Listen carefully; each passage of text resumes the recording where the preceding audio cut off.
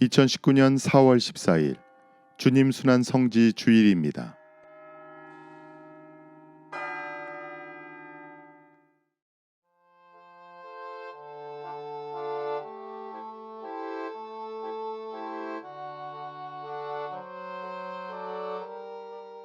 성부와 성자와 성령의 이름으로 아멘.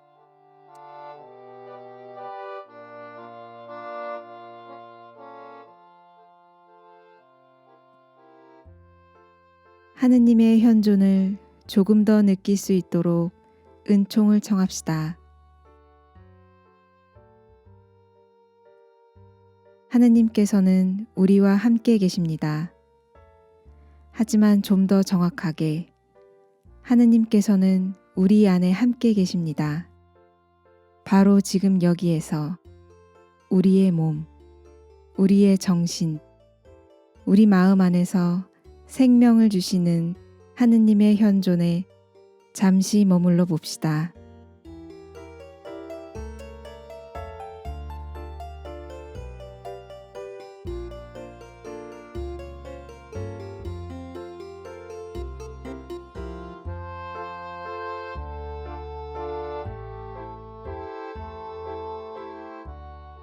주님께 자유를 청합시다. 로욜라의 성 이냐시오는 두껍고 모양 없는 나무는 자신이 감탄스러운 조각상이 될 수 있다는 것을 믿지 않기 때문에 조각가의 칼에 자신을 결코 맡기지 않을 것입니다. 하고 말하였습니다. 우리 자신이 애정어린 창조주에 의해 완성될 수 있도록 은총을 청합시다.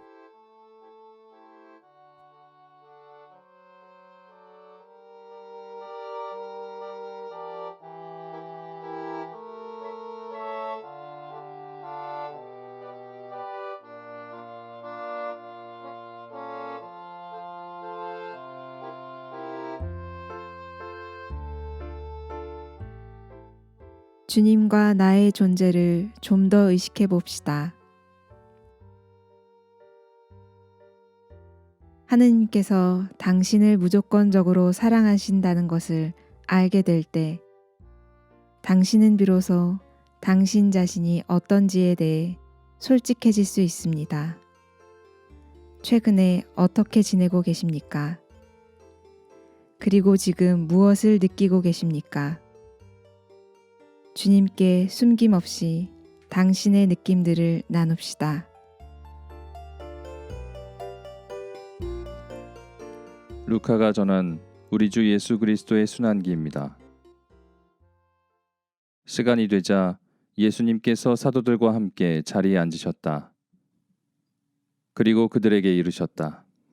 내가 고난을 겪기 전에 너희와 함께 이 파스카 음식을 먹기를 간절히 바랐다. 내가 너희에게 말한다. 파스카 축제가 하느님의 나라에서 다 이루어질 때까지 이 파스카 음식을 다시는 먹지 않겠다. 예수님께서 잔을 받아 감사를 드리시고 나서 이르셨다. 이것을 받아 나누어 마셔라. 내가 너희에게 말한다. 나는 이제부터 하느님의 나라가 올 때까지 포도나무 열매로 빚은 것을 결코 마시지 않겠다. 예수님께서는 또 빵을 들고 감사를 드리신 다음 그것을 떼어 사도들에게 주시며 말씀하셨다. 이는 너희를 위하여 내어주는 내 몸이다. 너희는 나를 기억하여 이를 행하여라. 예수님께서 만찬을 드신 뒤에 같은 방식으로 잔을 들어 말씀하셨다. 이 잔은 너희를 위하여 흘리는 내 피로 맺은 새 계약이다. 그러나 보라, 나를 팔아넘길 자가 지금 나와 함께 이 식탁에 앉아 있다. 사람의 아들은 정해진 대로 간다. 그러나 불행하여라. 사람의 아들을 팔아넘기는 그 사람. 사도들은 자기들 가운데 그러한 짓을 저지를 자가 도대체 누구일까 하고 서로 묻기 시작하였다. 사도들 가운데에서 누구를 가장 높은 사람으로 볼 것이냐는 문제로 말다툼이 벌어졌다. 그러자 예수님께서 그들에게 이르셨다. 민족들을 지배하는 임금들은 백성 위에 군림하고 민족들에게 권세를 부리는 자들은 자신을 은인이라고 부르게 한다. 그러나 너희는 그렇게 해서는 안 된다. 너희 가운데에서 가장 높은 사람은 가장 어린 사람처럼 되어야 하고 지도자는 섬기는 사람처럼 되어야 한다. 누가 더 높으냐? 식탁에 앉은 이냐 아니면 시중 들며 섬기는 이냐? 식탁에 앉은 이가 아니냐? 그러나 나는 섬기는 사람으로 너희 가운데에 있다. 너희는 내가 여러 가지 시련을 겪는 동안에 나와 함께 있어준 사람들이다. 내 아버지께서 나에게 나라를 주신 것처럼 나도 너희에게 나라를 준다. 그리하여 너희는 내 나라에서 내 식탁에 앉아 먹고 마실 것이며 옥자에 앉아 이스라엘의 12지파를 심판할 것이다. 시몬아, 시몬아, 보라, 사탄이 너희를 밀처럼 체질하겠다고 나섰다. 그러나 나는 너의 믿음이 꺼지지 않도록 너를 위하여 기도하였다. 그러니 내가 돌아오거든 내 형제들의 힘을 북돋아 주어라. 베드로가 말하였다. 주님, 저는 주님과 함께라면 감옥에 갈 준비도 되어 있고 죽을 준비도 되어 있습니다. 예수님께서 말씀하셨다. 베드로야, 내가 너에게 말한다. 오늘 닭이 울기 전에 너는 3번이나 나를 모른다고 할 것이다. 예수님께서 사도들에게 물으셨다. 내가 너희를 돈주머니도 여행 보따리도 신발도 없이 보냈을 때 너희에게 부족한 것이 있었느냐? 사도들이 대답하였다. 아무것도 없었습니다. 예수님께서 이르셨다. 그러나 이제는 돈주머니가 있는 사람은 그것을 챙기고 여행 보따리도 그렇게 하여라. 그리고 칼이 없는 이는 겉옷을 팔아서 칼을 사라. 내가 너희에게 말한다. 성경에 기록된 것이 나에게서 이루어져야 한다. 그는 무법자들 가운데 하나로 헤아려졌다는 말씀이다. 과연 나에 관하여 기록된 일이 이루어지려고 한다. 사도들이 말하였다. 주님, 보십시오. 여기에 칼 2자루가 있습니다. 예수님께서 말씀하셨다. 그것이면 넉넉하다. 예수님께서 밖으로 나가시어 늘 하시던 대로 올리브 산으로 가시니 제자들도 그분을 따라갔다. 그곳에 이르러 예수님께서는 제자들에게 말씀하셨다. 유혹에 빠지지 않도록 기도하여라. 예수님께서는 돌을 던지면 닿을 만한 곳에 혼자 가시어 무릎을 꿇고 기도하셨다. 아버지께서 원하시면 이 잔을 저에게서 거두어 주십시오.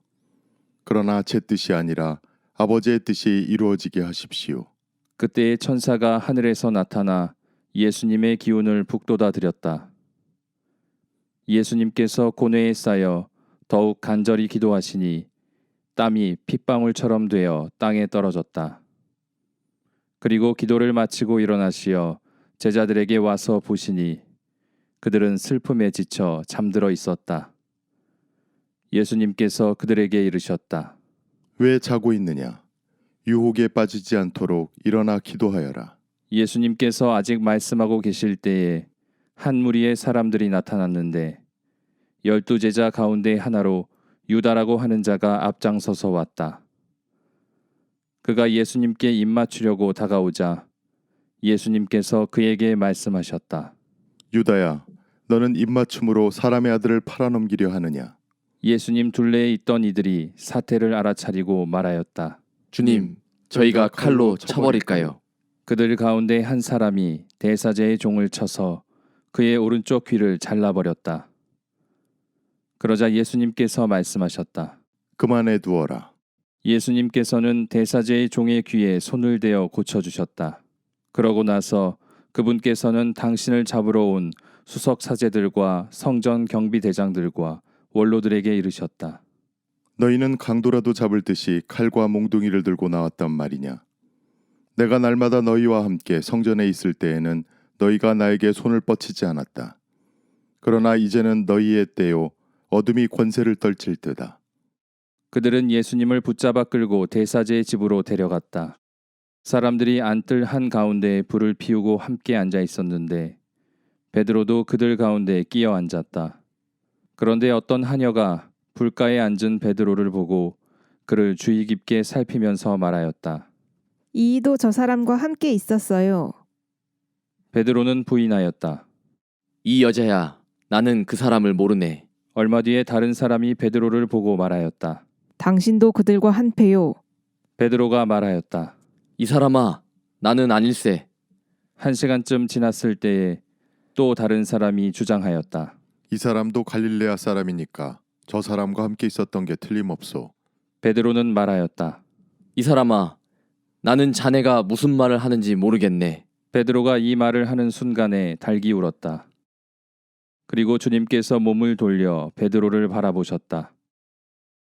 베드로는 주님께서 오늘 닭이 울기 전에 너는 나를 3번이나 모른다고 할 것이다 하신 말씀이 생각나서 밖으로 나가 슬피 울었다.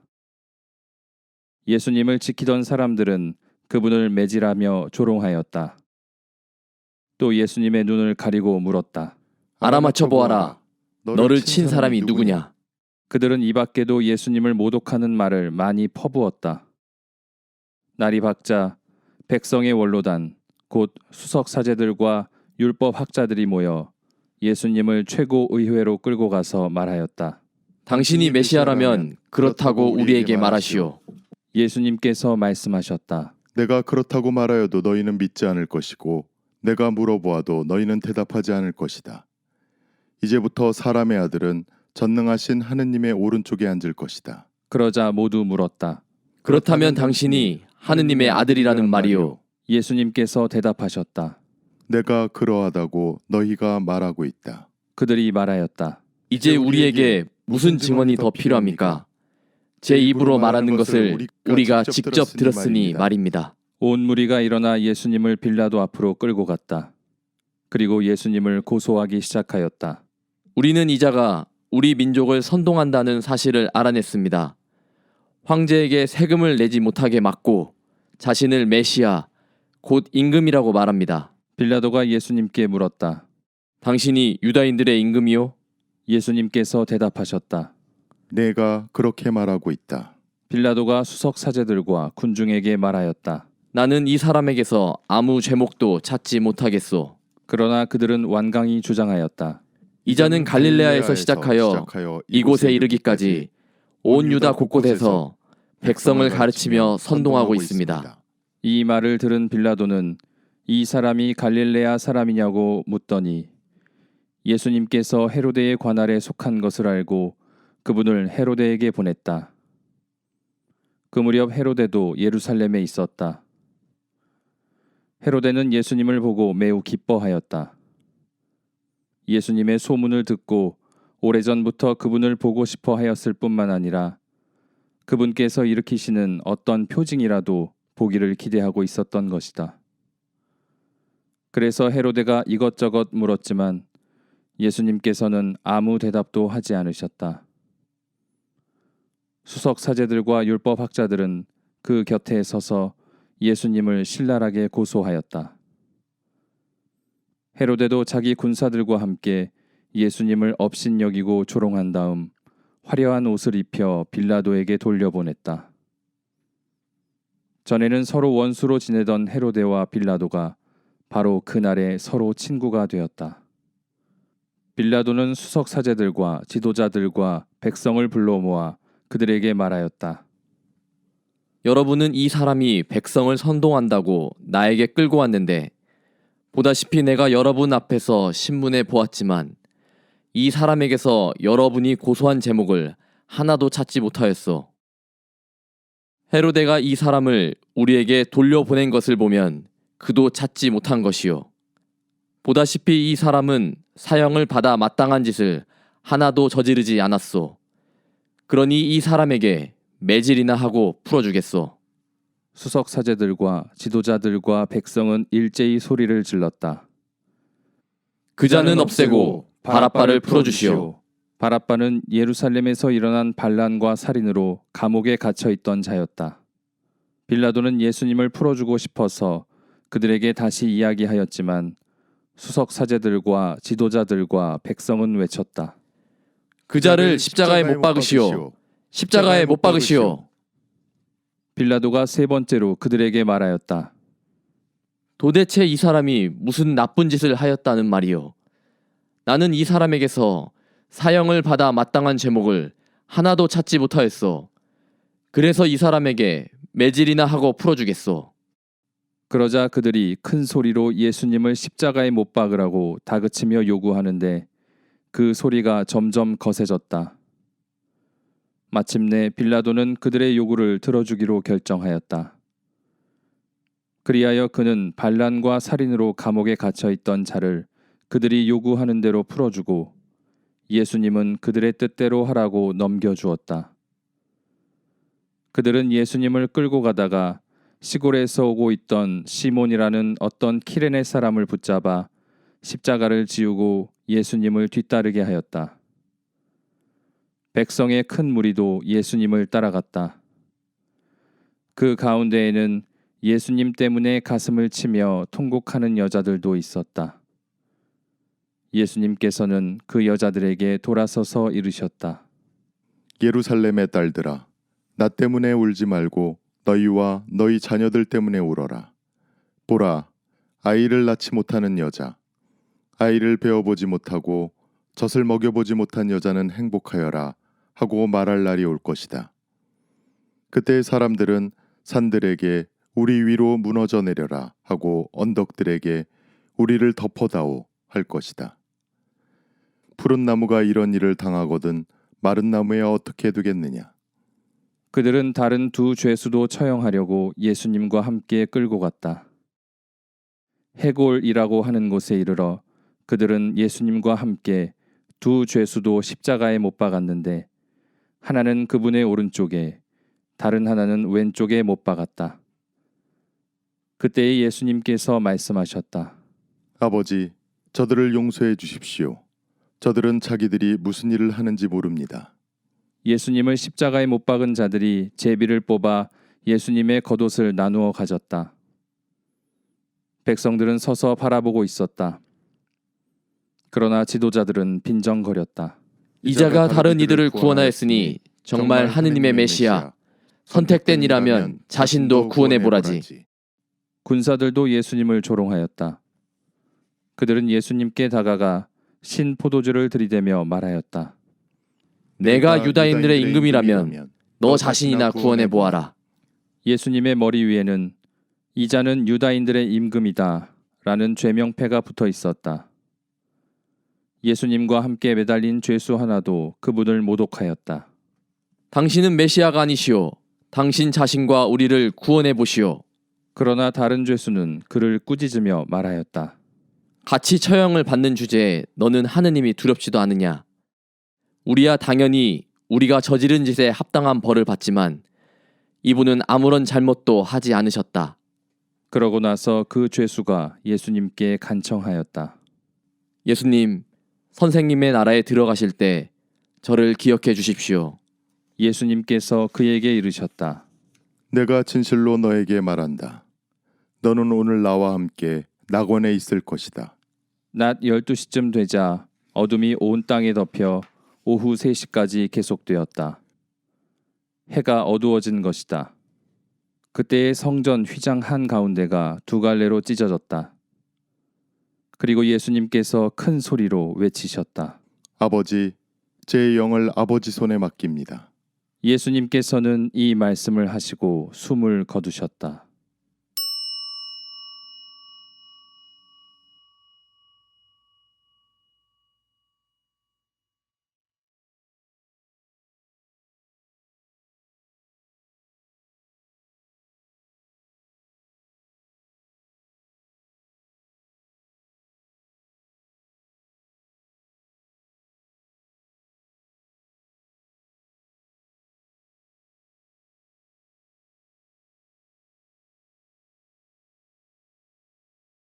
그 광경을 보고 있던 백인대장은 하느님을 찬양하며 말하였다. 정녕 이 사람은 의로운 분이셨다.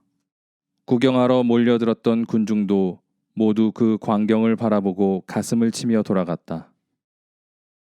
예수님의 모든 친지와 갈릴레아에서부터 그분을 함께 따라온 여자들은 멀찍이 서서 그 모든 일을 지켜보았다. 요셉이라는 사람이 있었는데 그는 의회 의원이며 착하고 의로운 이였다. 이 사람은 의회의 결정과 처사에 동의하지 않았다. 그는 유다인들의 고을 아리마테아 출신으로서 하느님의 나라를 기다리고 있었다. 이 사람이 빌라도에게 가서 예수님의 시신을 내달라고 청하였다. 그리고 시신을 내려 아마포로 감싼 다음 바위를 깎아 만든 무덤에 모셨다. 그것은 아직 아무도 묻힌 적이 없는 무덤이었다. 그날은 준비일이었는데 안식일이 시작될 무렵이었다. 갈릴레아에서부터 예수님과 함께 온 여자들도 뒤따라가 무덤을 보고 또 예수님의 시신을 어떻게 모시는지 지켜보고 나서 돌아가 향료와 향유를 준비하였다. 그리고 안식일에는 계명에 따라 쉬었다. 주님의 말씀입니다.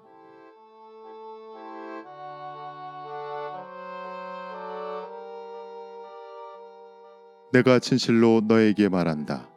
너는 오늘 나와 함께 낙원에 있을 것이다.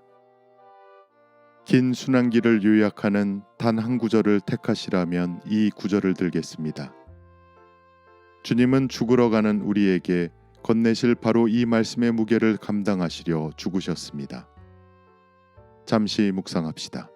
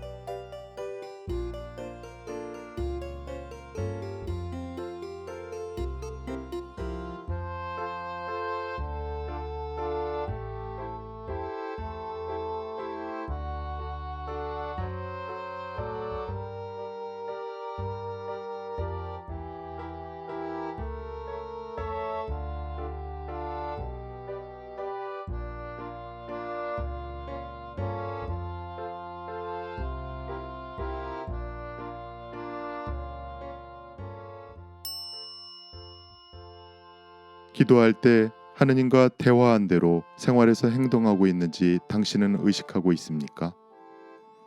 위로받고 있습니까? 아니면 화가 납니까? 아니면 도전받고 있습니까? 예수님께서 바로 옆에 계신다고 상상하고 아주 친한 친구와 대화하듯이 내 속마음을 예수님과 이야기해 봅시다.